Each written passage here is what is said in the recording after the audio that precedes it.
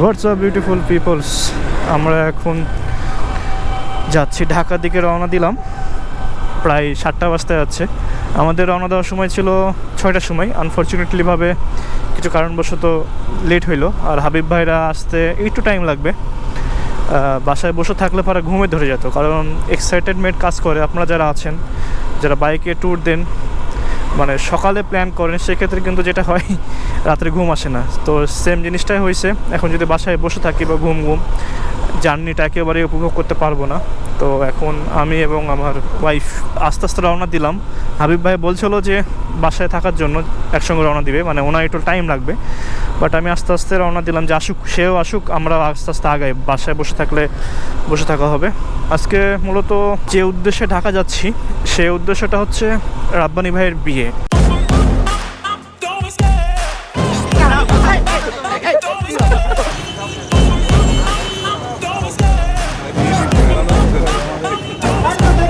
Love the chase and the hunt, and I set the pace when I'm running. I always take what I want and I always give it 100. Don't need a bank, no I'm funded. Play the game like it's nothing. I'm always thankful for something. Don't take for granted, stay humble. Now wake up, it's time to look. তো একটা কাজের কথা বললাম যে রাব্বানি ভাইয়ের বিয়ের প্রোগ্রামে যাচ্ছি। আর একটা কাজ হচ্ছে আমার ড্রোনের কাজ। আনফর্চুনেটলিভাবে ড্রোনটা একটু এক জায়গাতে হাতেই ম্যানুয়ালি, মানে হাতেই ওটা মানে কভার করতে যেয়ে ভেঙে যায়। ওটা জাস্ট এমন একটা ব্যাপার যে ওটা নতুন মানে মিডিলে যে বডিটা ক্যাসিংটা সেটা চেঞ্জ করতে হবে। তো ওটা মোহাম্মদপুরে জয় নামে এক ভাই আছে, হাসিব তারপর ফাইম, এদের মানে ব্যাচেরই আর কি, মানে এদের সাথে থাকে, অনেক ভালো ড্রোন সার্ভিস করে। তো ওনার সঙ্গে কন্ট্যাক্ট করছি, ইনশাল্লাহ আজকে যাব, আজকে যেয়ে দিব।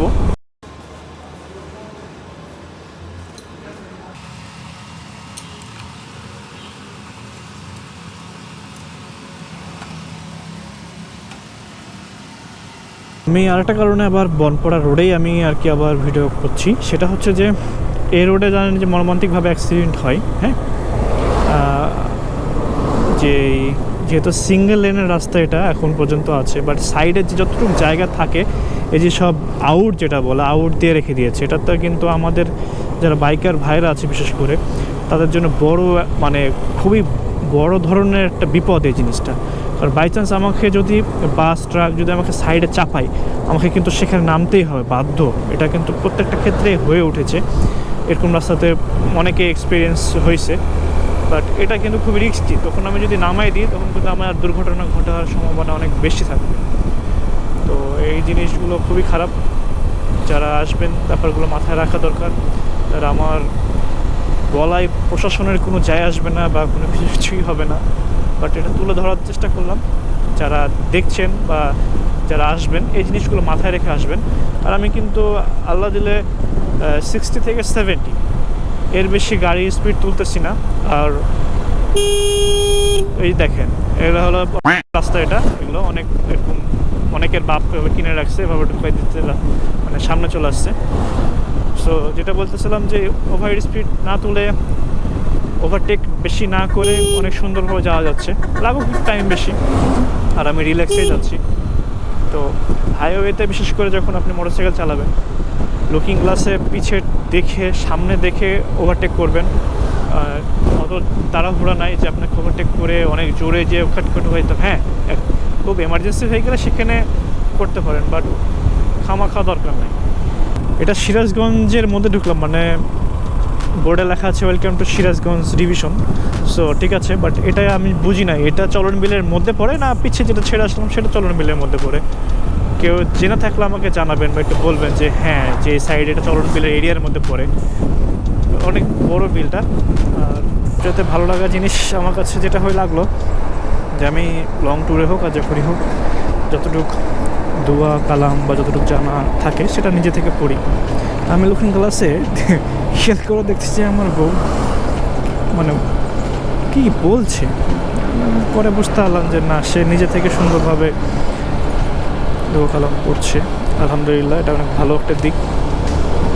কারণ মোটরসাইকেলে যাওয়াটা অবশ্য অনেকটা রিস্কি, সো একটু সাবধানে যাওয়া বেটার। আল্লাহ ভরসা। ওরে উস্তাদ, যেভাবে ঘুরায় দিলা আগুন তুমি। এই দেখো অ্যাক্সিডেন্ট হয়ে গেছে একটা, ভালো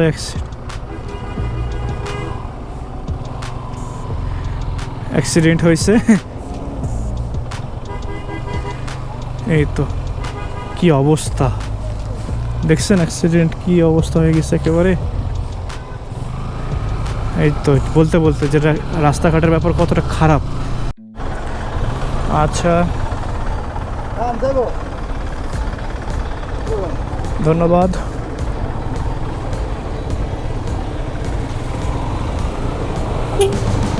মোটরসাইকেলে এক সুবিধা যে মোটামুটি ভাবে অনেকটা আগানো যায়।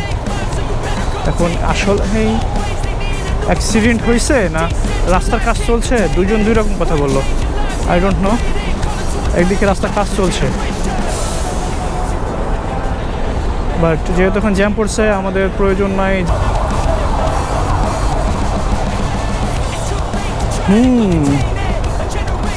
साला एडवेंचर ही एडवेंचर है यार।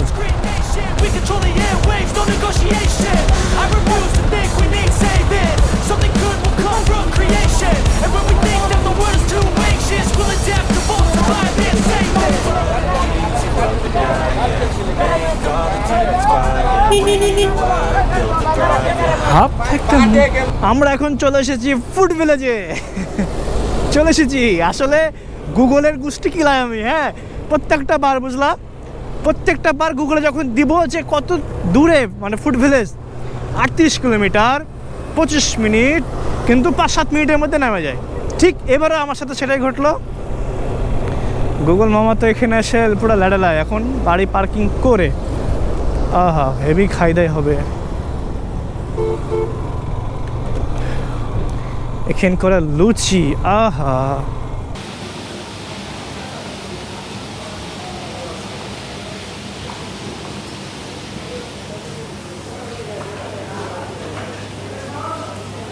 খাওয়া যাবে না, আমরা খাবো। সো এই সে ফুড ভিলেজে লুচি এই আর হলো মিক্স সবজি। আজকে মিক্স সবজিটা একটু চেঞ্জ লাগছে, আজকে একটু বেশি ফ্রাই হয়েছে।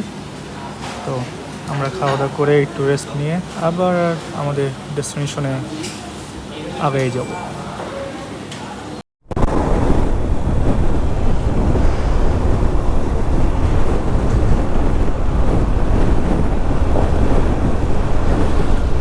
বাসা যে কল দিও।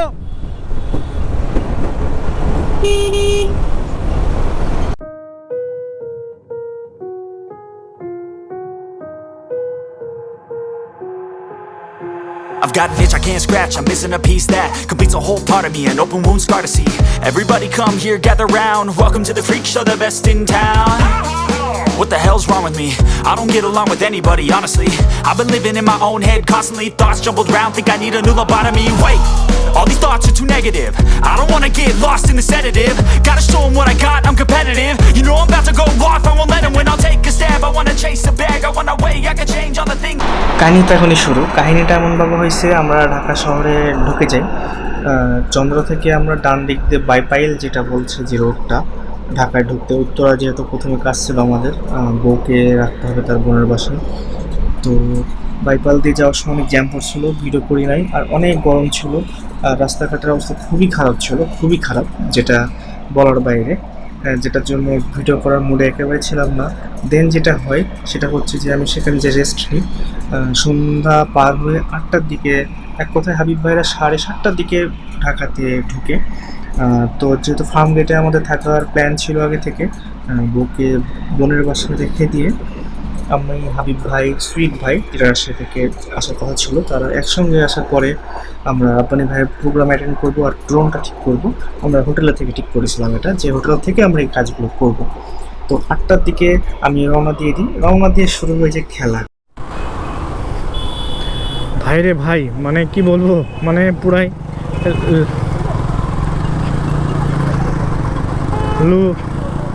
আরে কল দেয় না এখন, পুরাই খিদির বিদির অবস্থা। এক্সপিরিয়েন্স নাই, মাঝে 2টা রাস্তা রুট ভুল করছি, একেবারে গেছে, ভালোভাবে গেছে। এই ঘুরে ঘুরে অ্যাট লাস্ট আমি একটা ইয়ে পাইলাম, যেটাতে পাচ্ছি আর কি, এটা খুবই সহজ একটা ব্যাপার, বাট আমি ফার্স্ট টাইম, তার জন্য আমার কাছে একটু মানে নার্ভাসনেসের জন্য এটা হচ্ছে। বাট রব্বানি ভাইয়ের বিয়েতে তো অ্যাটেন্ড করতেই হবে, সে অ্যানি হওয়ার ইচ্ছা ছিল।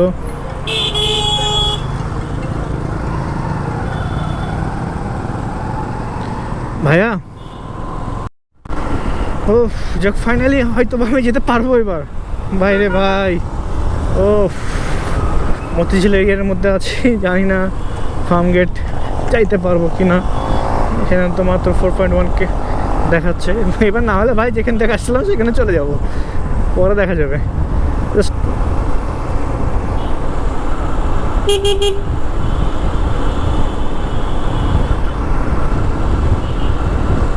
আস্তে আস্তে বুঝতে পারছি।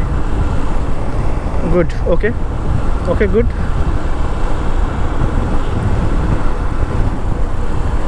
হাই রে,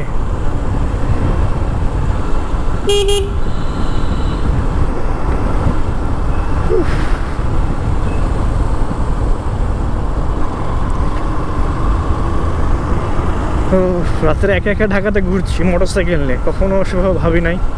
বাট এবার যদি একটু মানে রাস্তাঘাটটা ভালো হবে, একটু আইতে নিয়ে চলে আসতে পারি না, মানে নিজের উপরে সেলফ ডিপেন্ড করতে পারি রাস্তাগুলোর ব্যাপারে, ইউজ টু হই, তাহলে বউকে নিয়ে ঘুরবো। বাট এভাবে তো প্রথমবার, এর জন্য বের হলাম। আর এখন রব্বানি ভাইদের কাছে যাচ্ছি, তো ভাই ভিডিও পরে হবে, আগে ঘুরে দেখা করি তারপরে। যাক, ফাইনালি হাবিব ভাইয়ের সাথে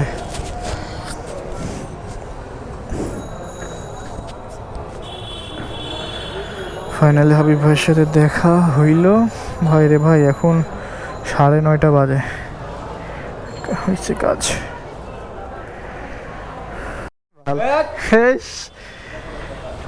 ফাইনালি আমরা এখন মানে যে হোটেলে থাকবো সেখানে উঠবো।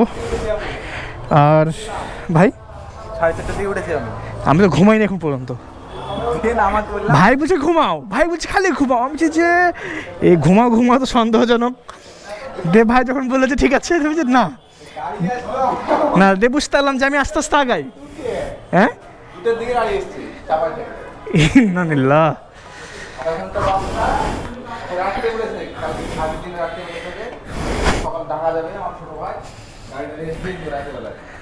এই হোটেল কি বেটার হবে, ভালো হবে তো? হোটেল তো ভালো হবে।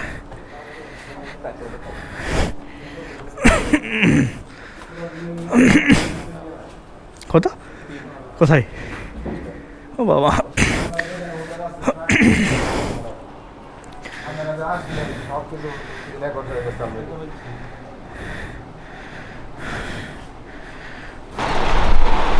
ভিডিওটা কিন্তু অনেক বড় হয়ে যাচ্ছে।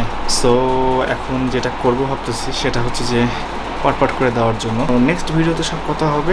সাথে থাকবেন সবাই। কেমন হয়েছে না হয়েছে এই ভিডিওটা জানাবেন আমাকে কমেন্টে। ধন্যবাদ, আসসালামু আলাইকুম।